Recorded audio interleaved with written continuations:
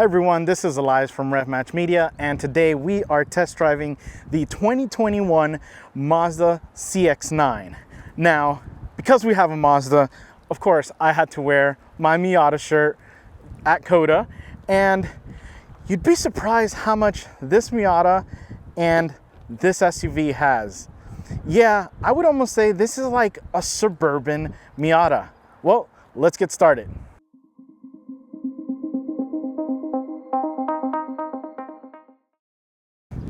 We get started in the front and we can see that this is a long hood. It's definitely a long hood. I can say this part definitely feels like something is missing. Not a hood scoop, so we don't want a hood scoop, but maybe a different line. I don't know, it just feels very flat and not as, I guess, as good as it can be, but it's still a great design. So we have the front end, and with the CX-9, it's literally like if Mazda just added water to the Mazda 3 and it just grew. So we do have a very similar LED style headlight in the front, which is definitely a beautiful design. Very clear, very easy to see at night, very pleasing as well. And we have the big grille here. It is a little bit different than the Mazda 3, but it's still a nice design. It's got this like gunmetal look to it, a little bit on the brighter side of typical gunmetal. So it's definitely a nice color. And we do have a front-facing camera here because this does have 360 view around. And we have some nice little chrome accents. It's a nice design. I love the front end of this because, again, we did love the Mazda 3. So this is just bigger. Just maybe something around here. But overall, I love it. Well, let's take a look at what's under this big, massive hood and see what we got there. We check under the hood, and here we have what makes this such a great SUV. We have the engine. It's a 2.5 liter Skyactiv G turbocharged engine. It is cranking out 227 horsepower and 310 pound-feet of torque. This thing is incredible. So this is the engine. When we had the Mazda 3, I said the 2.5 is great, but it needs a turbocharger. We have it in this. And now we have it in the Mazda 3, which is good. But we have it in this, and this thing is amazing. I love the power delivery of this. It feels more. It feels more, especially even on a big SUV like this. Now, typically, I'm one that says, you know, hey, like Audi has a tendency of using the 2.0 turbo in a long range of SUVs, you know, actually their whole, almost their whole lineup. And to the point where it's like, I feel like that would be underpowered. That's not the case in this. So I know you guys are probably wondering, well, why not a V6? I don't know, granted, you have the space. I think you definitely have the space for a V6, but I don't know if I would want a V6 in this. This little engine is just so good. It does have a little bit of old school turbo lag, but not in a bad way. It's in a fun way. It's also not gonna be, you know, just bat out of hell, so to speak. So don't expect that, but it is a very powerful engine, and it complements the Skyactiv all-wheel drive system in this. So getting this power down is definitely a very easy task for this system, and it does it in a very good way. Well, let's take a look at that wheel and tire package that gets that power down. We come down here to the wheel and tire package, and we have the big 20-inch wheels on this, and they are wrapped in the Falcon 255/50. This is a great setup. I'm a huge fan of Falcon, but this is definitely a great setup. Lots of traction and very quiet, very smooth ride. The wheels, again, very nice and big, nice design, very simple. The braking power is there to bring this big guy to a halt. Those brakes definitely do a good job. And it reminded me of how the brake pedal felt in the Mazda 3, but we're just more space. Again, this concept of just add more water to have it grow. So with this, again, it's definitely paired up with the Sky Active all-wheel drive system. It's definitely a great system. Now, a couple of things, we did feel a little bit of torque steer, but it wasn't bad. It was in a very sports-like feel. Think of it like when you have a little bit of harsher suspension on a sports car, you're okay with it because you know that it's for a sports car. Surprisingly, that's how I felt with this regarding the torque steer. So we did feel it a little bit, but we felt more of the power going down to the ground and us being able to manage it very easily. No complaints there. But yeah, this is definitely a great package on this CX-9. Let's take a look at the side and see what we got. We get to the side and we can see it's a fairly big SUV. Let's start at the front. So we can see some of the sculpting regarding the headlights in there. We can see a little bit of the grille kind of pushing forward. Nice little design there. We have the big 20-inch wheels again, and we do have this plastic kind of fender, not a flare because it's actually fender cover, I guess. It's fine. I mean, I'm typically not a big fan of the plastics like that, but it looks fine in this. And we have a couple of things. We have more cameras on the mirrors because again, this has 360, and they're big doors. They are big doors, but very easy to open. Not a problem there, very easy to get in. This does have an off-road mode, but based on how it's standing, I don't know if I would recommend it, but yeah, it does have an off-road mode. It doesn't really give you much feedback, but it's got it. Another thing, this is a 3-row seating SUV. It's a little bit on the small side back here, as you can tell. So if you're looking at something like this, just test it out and see if, you know, anyone that you're carrying or typically carrying will fit in the back seat. One thing I was a little nitpicking at this is the handles. So when you want to unlock the car, even if you have the keys in your pocket, now this is a keyless entry, but I'm pulling at the handle and nothing is happening. It does have a button here. I know, it's just a simple button, but when we have, you know, sensing that the key is nearby because you're pressing the button, why not just have it with the handle?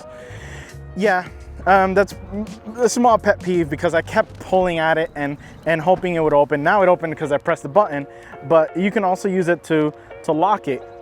One more thing with this is it does have something where if you do unlock it and you walk away from it, it will lock on its own, as long as hopefully you got the keys with you. We get to the rear and again comes my favorite time, key fob time. With this, there's really not much to it. The buttons are right there. We have the lock, unlock, and just hold to open up the trunk. But we take a look at the back and it's got a nice design in the back. We have the LED taillights on this. And one thing that's kind of quirky, I guess you could say, is this component here. I'm wondering if it has to do more with aerodynamics than anything. You know, maybe a tiny spoiler to get it more stable in the back, who knows. But yeah, this is kind of on the quirky side, but again, we can see we have the Signature series, so this is the high-end one with the all-wheel drive on here, and we do have some dual exhaust down here. They are functional, so these are actual exhaust tips. They're not just covers. It's working, which is nice to see nowadays. A little bit on the plastic side down here. Again, not a big fan. Not a lot of towing in this as well. So just be aware if you're needing something to tow with. Even though the drivetrain is great, again, follow the rated amount for the CX-9. But yeah, we get to the back and again, I'm just gonna hold down the trunk button and it opens and closes, so it's automated, which is nice, especially now with curbside. It's easy to get it open.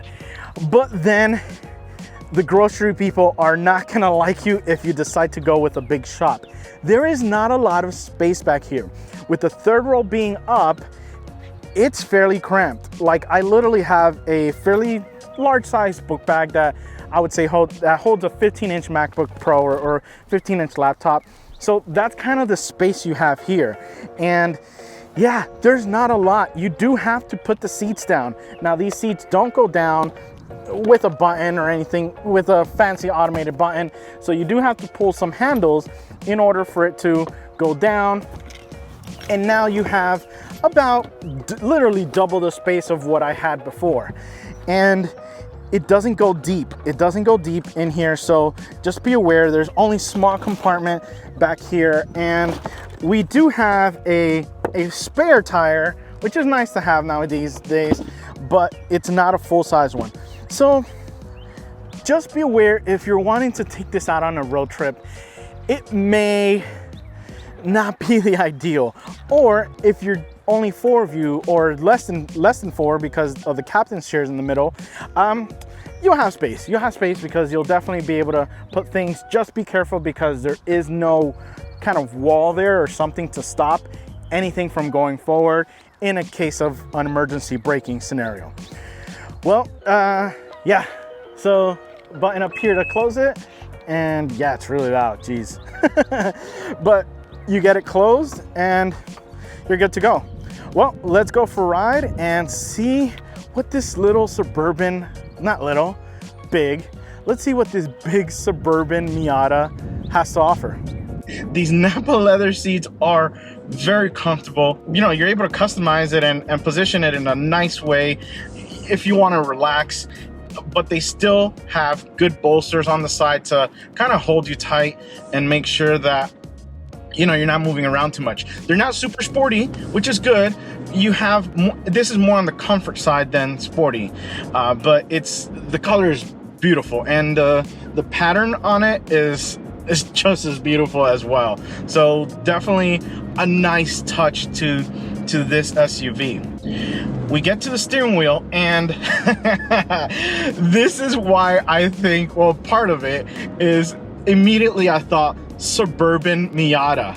Yes, this feels like a Suburban Miata, and that's because the wheel is, I believe it's the same. It's the same as the Mazda 3. It's the same as the Miata, but it's not a bad thing. It's an awesome thing. I love that this steering wheel is here. It's a little on the thinner side, so the girth isn't as big. So it's actually kind of nice because I am able to kind of wrap my fingers around and actually get to, you know, touch finger to finger. There's some that, you know, you're literally holding a massive steering wheel that's super plush and it doesn't get comfortable. So this is nice, and the buttons on the left side for all your radio is a nice touch. That way I don't have to really depend on 100% having both, or having to, you know, if I'm wanting to steer with one hand, I can control everything here. We have paddles in the back. Didn't really use them much.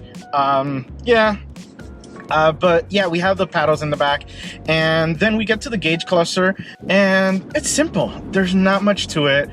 Doesn't really need to have much to it, but it's nice. It's a nice crisp design. This has a heads-up display. It's very simple, but it has one little detail that's great. So it has your speedometer, it has the posted speed limit, and any lane assist. You know, if you're deviating from the lane, it has that warning there. But more importantly, that definitely gets overlooked by a lot of manufacturers, is actually the blind spot warning. So this actually will indicate whether you have someone on your left or your right without me even looking at the mirrors. Granted, always look at your mirrors before switching lanes, but I know at least before I even consider switching lanes, I'm looking ahead and know what's around me. Such a small detail, I know, but you'd be surprised how good and how important that can be. So definitely a nice little touch to the CX-9. We come over to the infotainment system, and again, just more, I feel like I am in a Miata. I remind, you know, we have the infotainment screen. I could have sworn this was touch screen, and I looked in the menus and tried to see if this was off, but it's not a touch screen. The funny thing is, I hate touch screens because you get your fingerprint on it, and it just, I don't like them. But for some reason, this is wanting me to touch it. Like, I literally want to touch these buttons. I don't know why. This screen, I don't know why. But it's welcoming to a touchscreen, but it's not. You guys got to tell me in the comments if maybe I have the setting off, but I was looking and couldn't find it. Anyways, super clear, extremely clear display. One of the crispest displays or infotainment screens that I've had. And the camera, spectacular in this. It's really crisp, especially paired up with this display. So definitely a nice touch to this. And again, we have your Apple CarPlay. This is connected to a Bose sound system. It's great. It really gets loud, and you can have some awesome jams in here. So it's definitely sufficient. It's good system. We come down here and we have your controls for your AC. Very simple again, you know, no fuss. We have your auto. We have the sync button. Sync button is so important sometimes to always having to find, and this has it right there. This has heated and cooled seats, so it's definitely a nice touch of luxury in this, because after all, that's what this is. This is definitely Mazda's luxury SUV, or high-end SUV. And one thing though, with the vented seats, you are gonna hear a little bit of a noise. Let me see if it might be tough, because the microphone, you know, is made more to pick up me and avoid noise, but I do hear it. And I'll have to lower it down to the one setting just in case it's going into the mic. So yeah, it's a little bit on the louder side for that, but it's not. If you have music, you'll be fine. Coming down to the shifter, and yeah, we have a nice little leather wrapped shifter. Nothing out of the ordinary. And you have the manual mode, so you are able to put this in manual mode, and it's really not a 100% manual mode. So you do the car will shift automatically for you if you are reaching near the red line, which is fine, I guess. I mean, yes, I said Suburban Miata, but yeah, it's more on the Suburban side when it comes to that, but not everything. We do have the sport mode. We don't have an eco mode in this.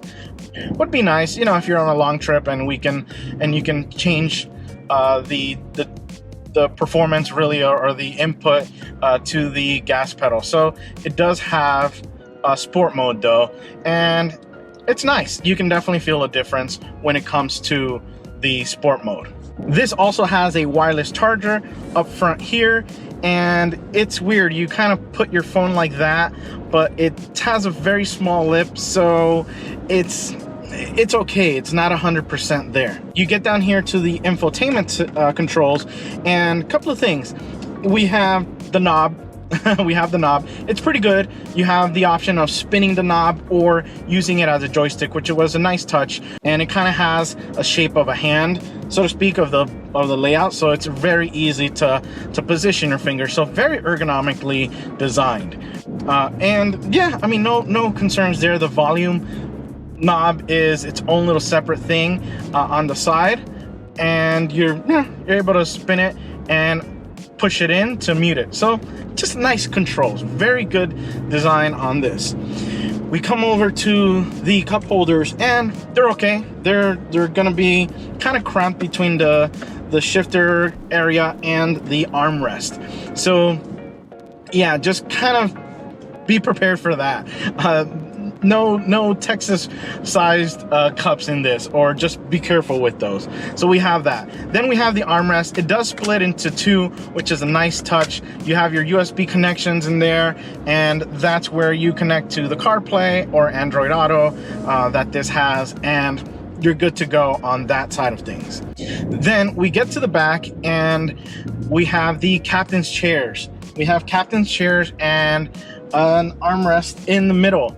And kid's seat was fine. It worked, you know, it was easy to get in. Had to take the headrest off to make sure it fits comfortably and safely.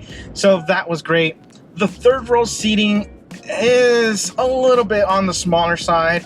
That's the only thing that, you know, we have this, and it's, you know, would I have rathered a rear bench? But then you can't charge. Yeah, you can't charge for it being a 7-passenger or 6-passenger, as you know, a 3-row more like it, because yeah, it's a 3-row SUV. You can't charge that premium if you don't have it, whether it's good or bad. And in this case, it's okay. We get to the trunk, and that's where it suffers. So the trunk is not the biggest. This is one of those things, you guys know, I dislike. If you're gonna be able to make this a people hauler, make sure you're able to make it a people hauler. Make sure you're able to carry everything that people take with them. So that's only one downside with this regarding, you know, the space inside here. The front is great. Middle row is great as well. Plenty of space. Kiddo couldn't kick the back seat of my wife's side, but it was great. So the only thing is, third row, if you're gonna get this, make sure you test it out. Go to the dealership, see if it's plenty of space for you. The trunk, yeah, right now the seats are down because I need the space for the camera gear, and I didn't want everything to be smashed, you know, in this little compartment, so that when I open up the tailgate, that everything falls out. So that's the only thing with this, is just be aware the space is not 100% there. If you have the seats up, if it's down, it's perfect. But then at that point, this is only a 4-passenger SUV, which, yeah, if you're a smaller family or don't need to carry that many people, it'll work fine for you. Let's talk performance, the Miata side of this. And I'm gonna go into sport mode, and let's switch it over to manual. So a couple of things with this is we have the 2.5 liter inline 4 turbocharged engine. This is the engine that when we test drove the Mazda 3, I said this had, you know, I didn't even know, I hadn't even tested this 2.5 turbo, but when we had the regular 2.5, I said this needs a turbo. And when Mazda announced, you know, that the Mazda will have the 2.5, I thought, okay, I definitely need to get my hands on that, which hopefully we will soon. So Mazda, please let me borrow that for a week. Well, this has the 2.5. We're talking about 227 horsepower and 310 pound-feet of torque. Okay, now I typically judge Audi incredibly for putting the 2.0 turbo in virtually every vehicle, and think that small 2.0 engine is underpowered for many of the big SUVs. But that's Audi. We're talking Mazda here. Hear me out. The 2.5 at that 227 horsepower and 310 of torque, this thing is so much fun. So it is through the Skyactiv all-wheel drive system, and this thing is surprisingly good. This feels like the Mazda 3 did, and I said the Mazda 3 felt like the Miata. So if we do some math there, this means this is like a Miata, and it really is. First of all, that 2.5 engine under there, let's hear it. Let me downshift the first.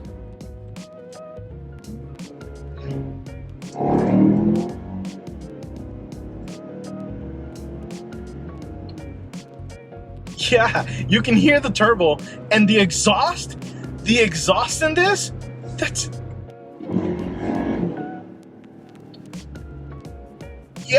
the exhaust in this is so addicting.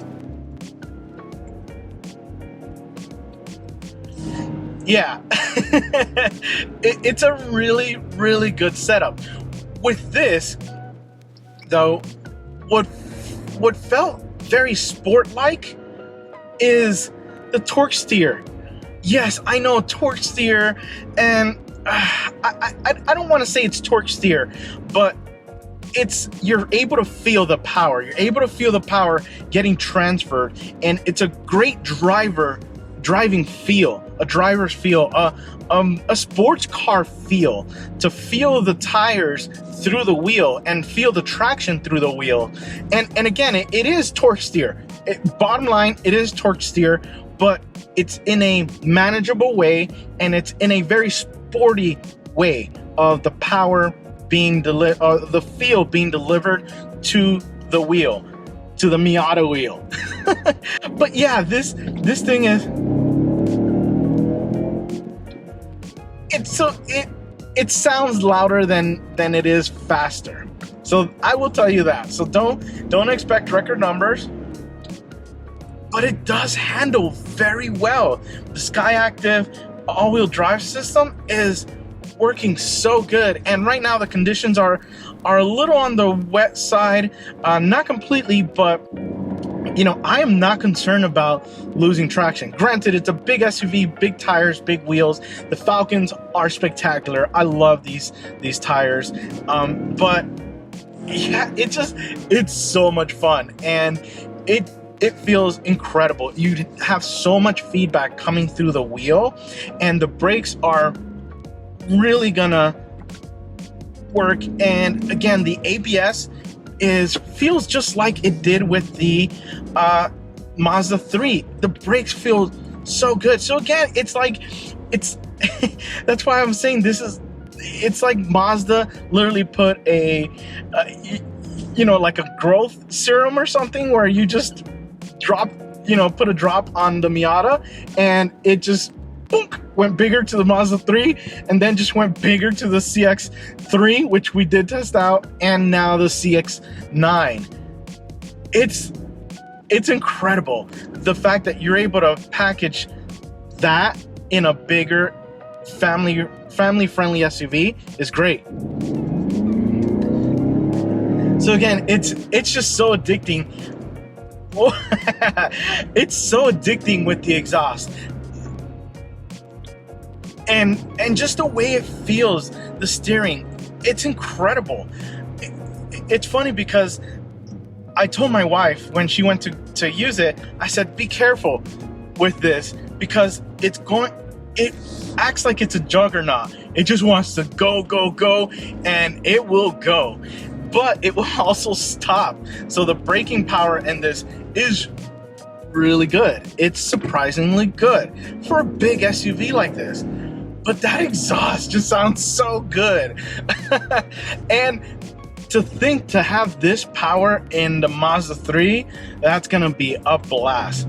But this is surprisingly good. This what I thought, okay, gosh, we have a Mazda SUV, or just, I wasn't even concerned about it being a Mazda. I was just like, oh, we have another SUV to review. And I thought, okay, it's just gonna be another people hauler. It's just gonna be a Suburban vehicle, what everyone gets, because yeah. So apparently but it wasn't that. It's way more than that. It's definitely a great vehicle. One thing is, this does have an off-road button. Yeah, I figured I'd mention that because it has it, but I don't know. I would probably take this first out on a track over some rocks.